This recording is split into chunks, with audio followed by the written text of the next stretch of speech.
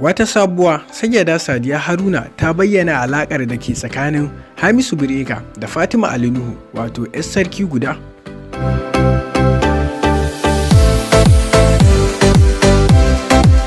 Viewers, Assalamu alaikum wa rahmatullahi wa barakatuh.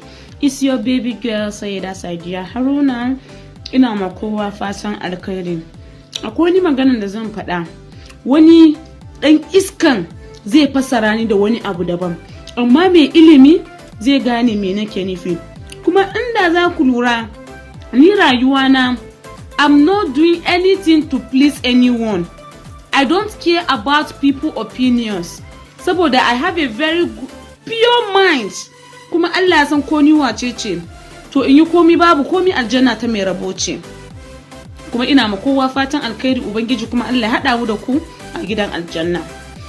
Maganar da nake so in yi anan shine akan mata. Mata ƴan uwana. Mata ƴan uwana. Ina so in yi magana akan matan da suka ɗauka runs.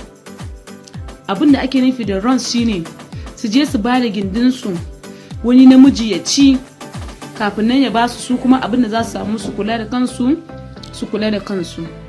a kansu nake so in yi magana. Dan Allah dan annabi ku dinga kula da kanku, ku dinga amfani da condom saboda yanzu cuta ya zo gari. Forget about HIV. In babu HIV akwai gonorrhea, in babu gonorrhea akwai infection. Who is there? Na yi